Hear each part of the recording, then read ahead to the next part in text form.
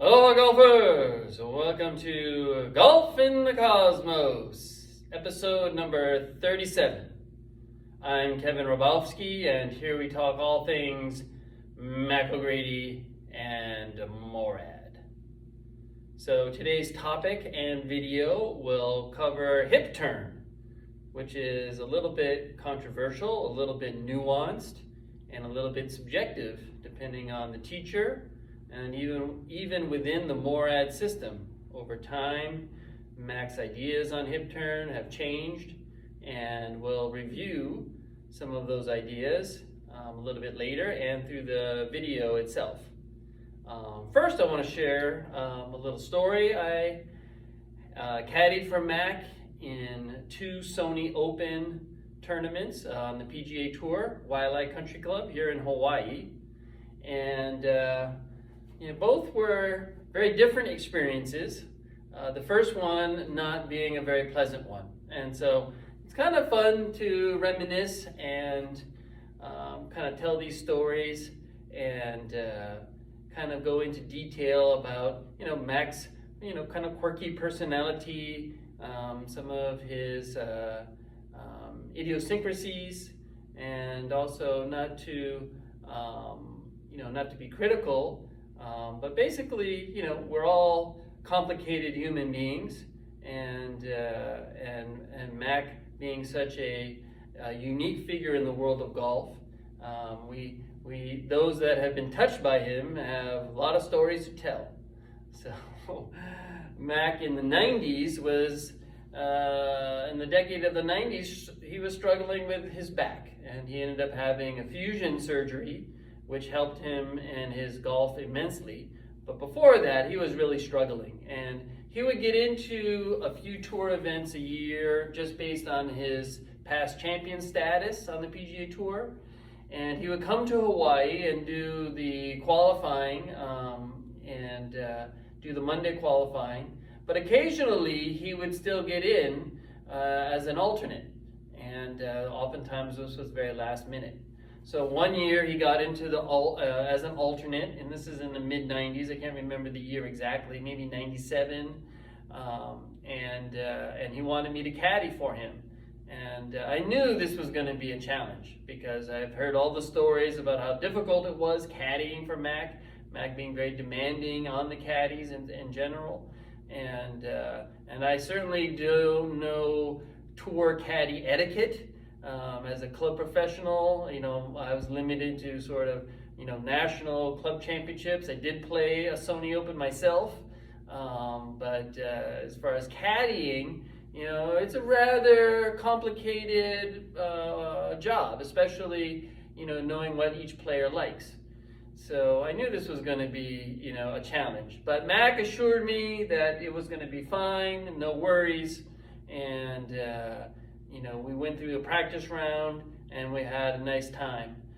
What was a little odd with Mac that year was his back was bothering him, and he was carrying an umbrella stool that you could stick into the ground and you could sit on it. And he would alleviate some of the pressure on his back by sitting on this stool. So he was doing this continually through the week, where practice rounds, in between shots, and just taking some of the pressure off his back. So this was a fixture of this week, this umbrella stool. And we get to the, Mac gets in as an alternate. He's playing with Mark Brooks and Larry Mize. And Mac turns into a different person the first round of the event. And I knew this was coming. And Mac was very competitive, wanted to beat these guys. And became, I would guess, somewhat this killer instinct idea was important, right? That you needed this to be, a champion golfer, which was a departure from a lot of his philosophical training. So Mac's philosophy had a lot to do with Kabril Gibran and the Prophet, also Jonathan Livingston Seagull, that book, and so these some Zen philosophy, certainly Eastern philosophy through martial arts. So these were philosophical ideas that Mac professed and adhered to, but in competition, Mac was, very, very determined, very, and very, I would say, sort of strict in his standard, both of himself and of the caddy, and even of the other players.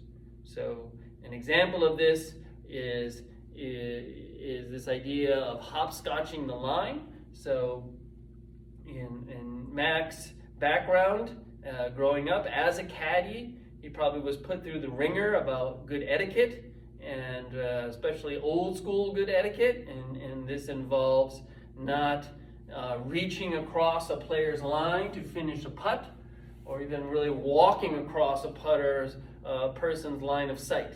And so these are no-nos. And in more modern times, we do this all the time. As long as we don't step on a line, sometimes we politely ask the player if it's okay, if this is where I can step over, and then we just reach in, tap it in, and this helps with speed of play. But in the old school, this is a breach of etiquette, really. It's a show of lack of respect. And so, if you do get paired with 0’Grady in a PGA Tour qualifying, which might happen, especially if you're doing the LA Monday qualifying, don't reach over his line or cross over his line, otherwise you'll hear about it. So, and that can put a very bad vibe into the group.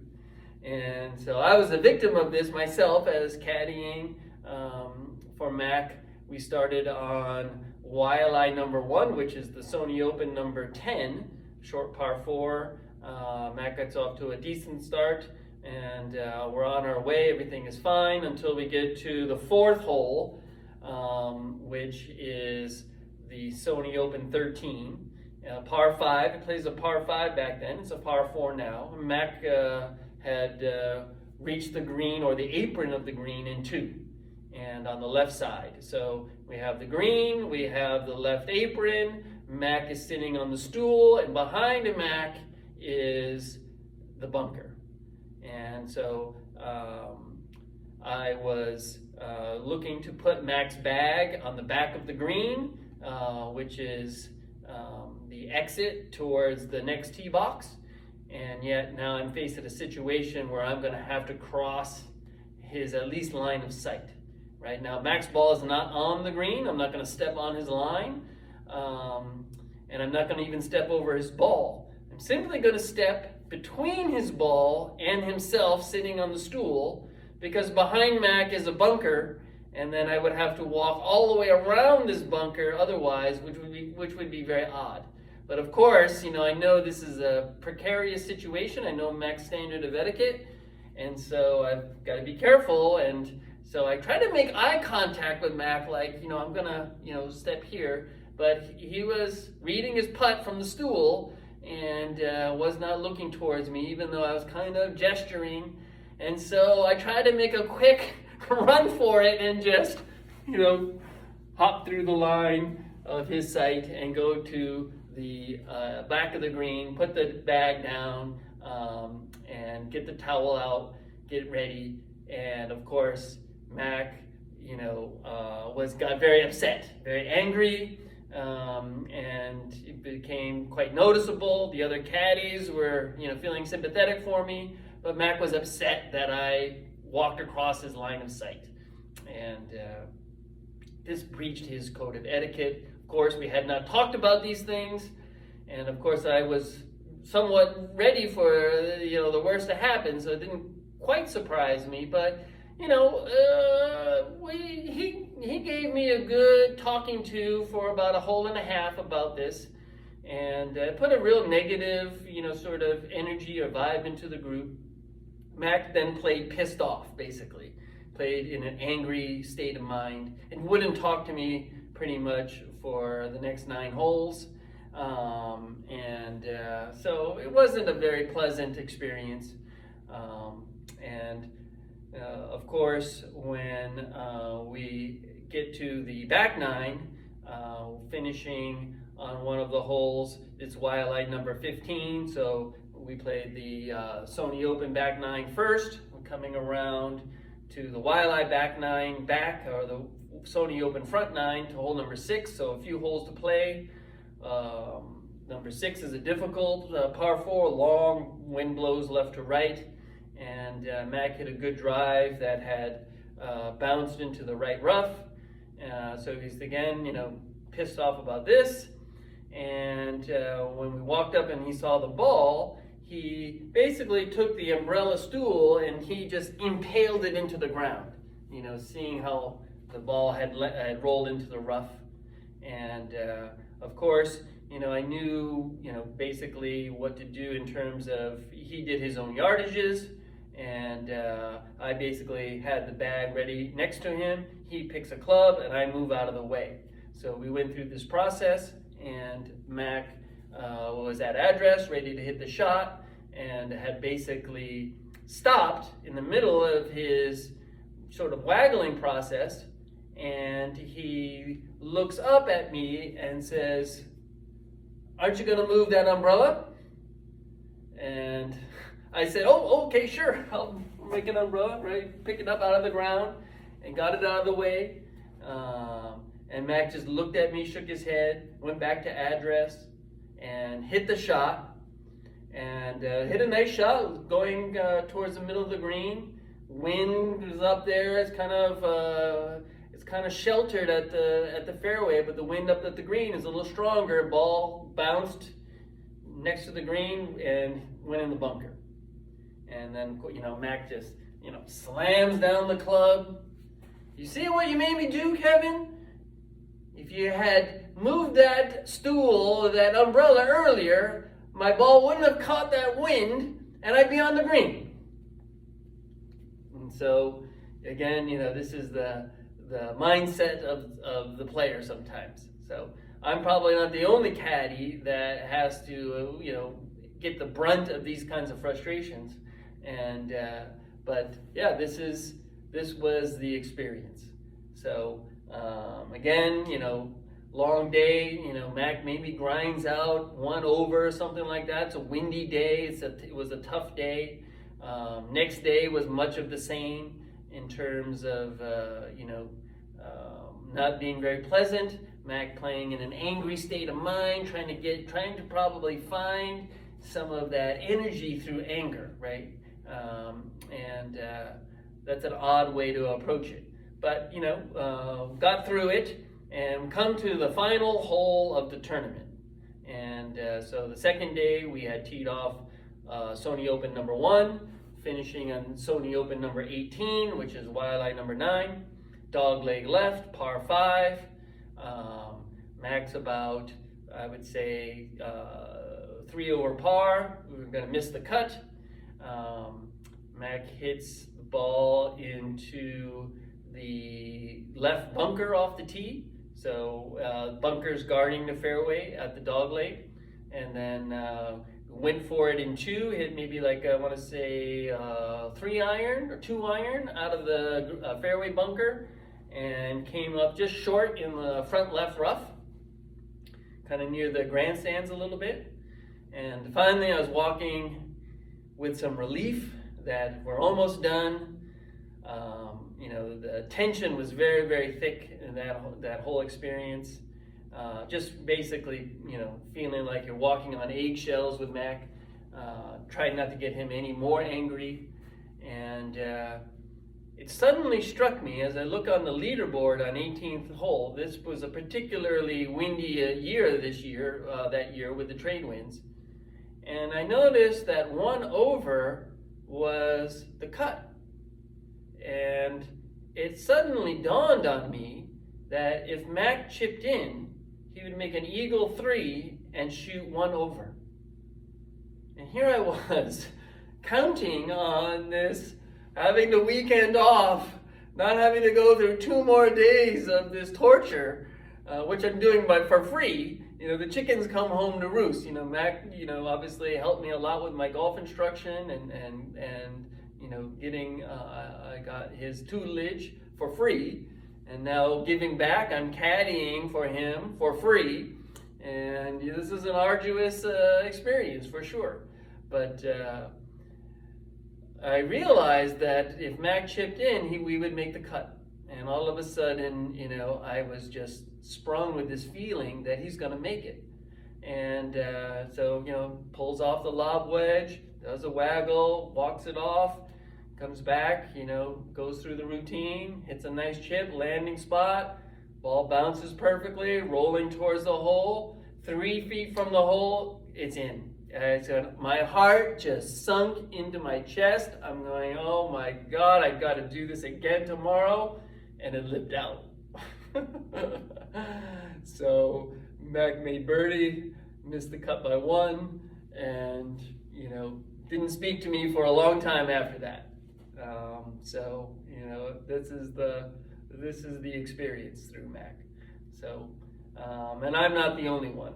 Now, to reprieve a little bit, I think it was the very next year, Mac again got into the Sony Open as a qualifier, and Mac again asked me to caddy, which I thought was crazy. I mean, he was so upset with me and so angry through those 2 rounds, I was certain he wouldn't ask me to caddy for him again. And sure enough, he asked me to caddy. He said the same thing, don't worry, everything's going to be fine. I'm not going to do what I did last year, da-da-da-da-da. And to his credit, he didn't.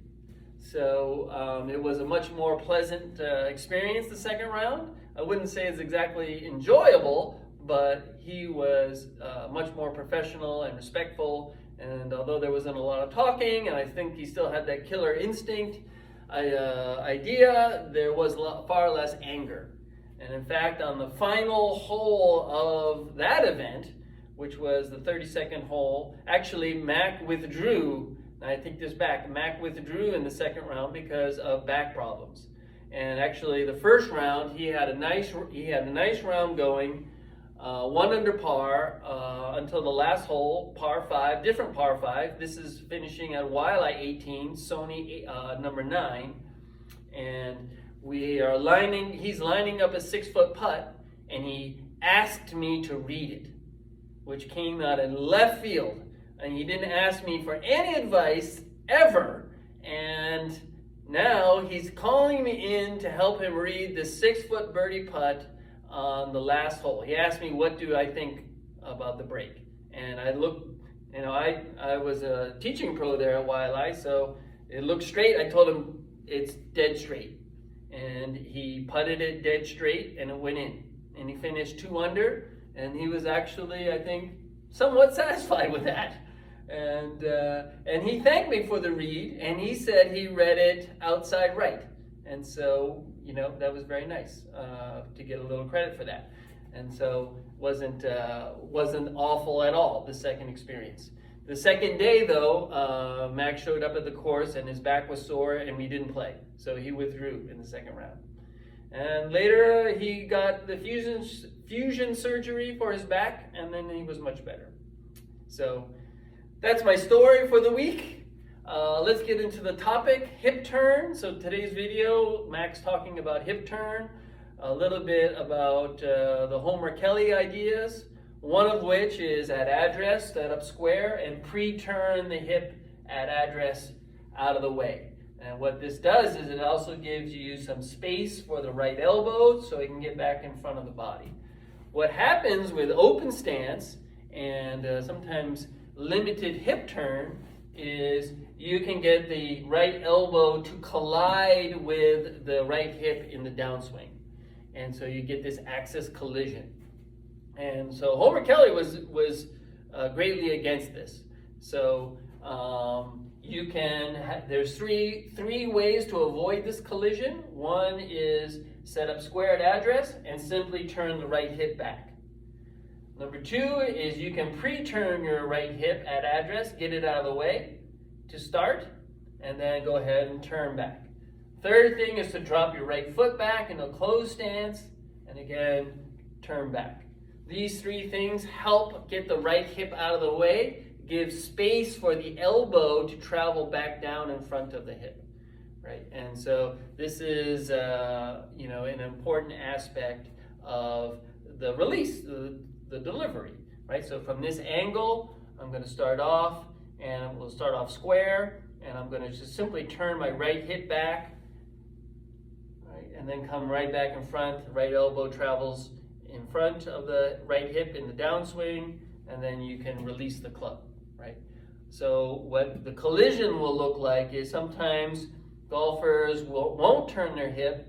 They'll bring their right arm, right elbow around the rib cage, and then when they come down, they look like this. So that look. And then basically from here, a golfer has to tilt their shoulder to get the club to the ball. And you'll see golfers almost vertical like this. The right elbow collision behind the hip or into the hip. And you'll get the severe tilt. And that can tend to make the ball go inside out, or the club go inside out. Ball can be easily shifted out to the right that way. Also, you know, you can take some you know, deep divots, kind of getting stuck. So I would advocate the square stance and just the idea of trying to turn the right hip back. The other two ideas, with dropping the right foot or pre-turning the hip, it tends to make the hand path go too dramatically inside. And you get a lot of, I think, you know, draw swings that way. So it's very easy, more or less, to hook the ball as your stance is closed, or if you pre-turn your hip, your hands will want to go dramatically inside and then get thrown out to the right, unless you make some rerouting, right? So you could cross the lines, you could take it inside, come over, hit a fade that way, but that's, you know, that can really rattle the brain when you're going, you know, big crossing lines like this, kind of looping, you know, shifts of plane. So, you know, I'm not a big fan of that. I'd rather keep it nice and simple and easy on the brain, and allow the right hip to turn out of the way in the backswing. That also helps the shoulders turn and gives you space for the right elbow. Now you could say, what about, you know, X factor, you know, restricting hips? In fact, Mac in the early 80s was more of a lower body restrictor. And at times in the 80s, he would actually have even the knees pinched in and the legs firmed up right before you went to P2. So P1 is a firming of the knees, a pinching in, and then going into P2, and just kind of governing and restricting motion. Now, of course, you have to be very flexible to do this, right? If you're gonna turn your shoulders 90 degrees and restrict your hips, then you have to have major flexibility, and generally a very small waist, and usually you're very tall. So this kind of suits a lot of younger players, right? This idea of X factor, not moving the hips at all, right? And still trying to get a big upper body turn. This doesn't necessarily create power, right? It's just more of, I think, a balance and a centered correction. But simply by turning your shoulders against your hips like this, for me, it would look like this. That's actually going to decrease my power, right? I've got to get my hip to turn at least 45 degrees so that my back can turn the 90 degrees. And I think that's very reasonable. Turn your right hip back 45 degrees. Make sure it doesn't slide back, right? It rotates back, right? So if you put a line here against your leg, then it should naturally, just as you turn back, match this line, right? This shaft line, right? There's been some ideas, David Ledbetter, Jimmy Ballard, they've had the line vertical, and they want you to close that gap, which we would call sliding the hip, right? So they're trying to load into the right side and then reverse it in the downswing, right? So to me, that's not a rotary swing. I like to have a fixed axis and just rotate very centered, right? I don't want to be sliding left and right, changing those center of gravity points. I think that's a lot more complicated. The other idea is, of course, when to turn the hips, right? So in some of the later Morad ideas, right, the hands are more forward pressed, right, and the right elbow is more tucked in. P1 to P2, there's no hip turn at all, and then once you get past P2, then the hips and the shoulders kind of turn together and then come right back down. That's pretty reasonable. I don't mind that so much. I'm not a big fan of the set and turn. Right? To me, it's kind of manipulation. This is definitely one of the Mac's ideas, and although this was one of the original ideas from the 80s, I don't really see Mac looking too much like that. This again may be more of a drill idea. And I know Nick Faldo did this drill until the cows came home. That's what he said, which is unusual because this is something that perhaps was inspired by Mac, but I think it was promoted or advocated through David Ledbetter. And although I don't see David Ledbetter advocating this idea to anybody else, right? I think this idea of presetting the wrists and then turning back, turning through, that's definitely a Morad concept. David Ledbetter's idea, if you look at David Frost and Nick Price, those guys in that, Dennis Watson, the idea was to break the club up with the wrists, but to go more vertical. So the shaft plane would be more vertical in the backswing, pick the club up. So you see this idea, and then there's a shallowing in the downswing. That's more of the traditional Ledbetter theory. I don't think Faldo did that, which is a little bit odd because Faldo and Ledbetter were so linked together in that mid to late 80s, era.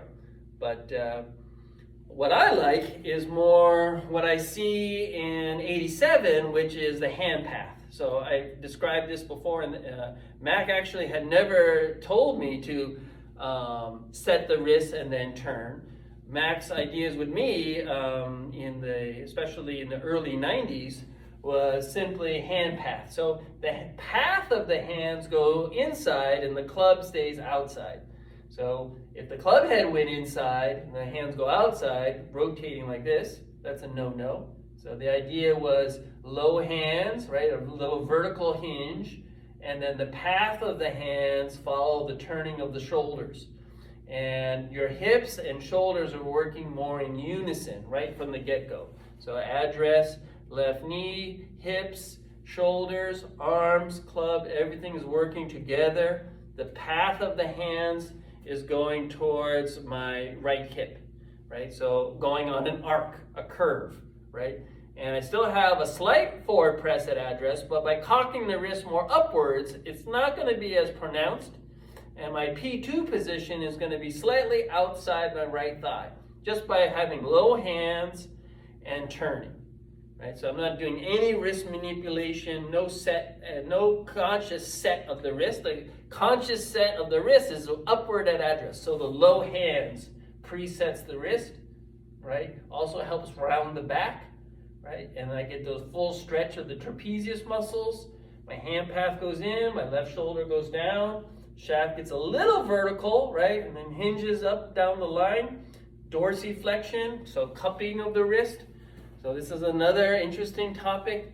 Cupping of the wrist is not a weak position. It's a strong position. This is how we do push-ups from a cupped wrist. Dorsiflexion in the wrist is how you do push-ups. Not with a flat wrist, not with palmar flexion, right? Try doing push-ups that way, right? It's not anatomically strong, right? So when people say dorsiflexion the wrist is weak or cupping the wrist is weak, it's not true. What's weak is open face. So that's what's weak. And a lot of golfers that start off with a neutral grip with the hands very high, and then they fly the elbow and cup the wrist, they get the shaft crossing and the club face open.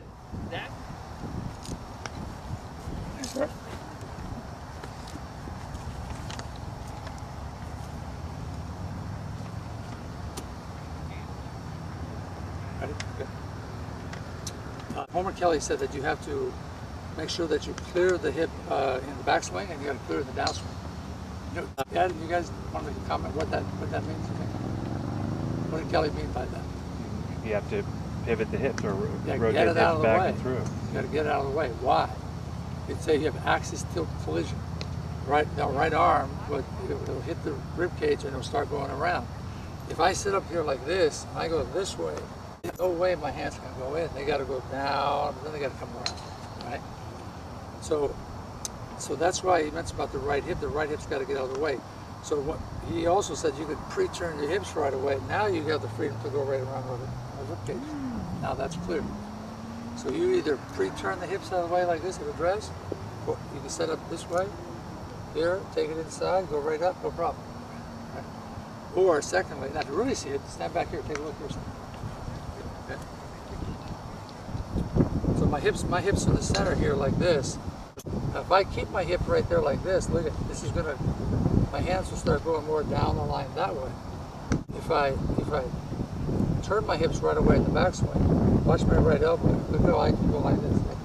It starts moving right around like this, and I'm staying right in the center. Now if you stand back here over here, just pull that shaft up like this. Close one eye, put it on my spine. Okay? Right? You guys watch my shoes. Find this up here, right?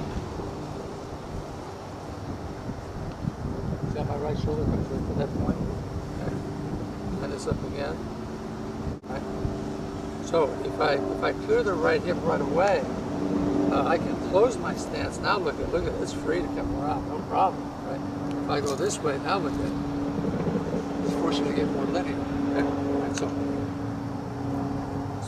here's my point I wanted to make, was that if a player lines up this lower part of the body a little bit right, which we're setting up to him a little bit right at a dress, and then if, I don't know this yet, but if you take the club back and your hands start going down the line, and wind pulls you a little bit more to the right.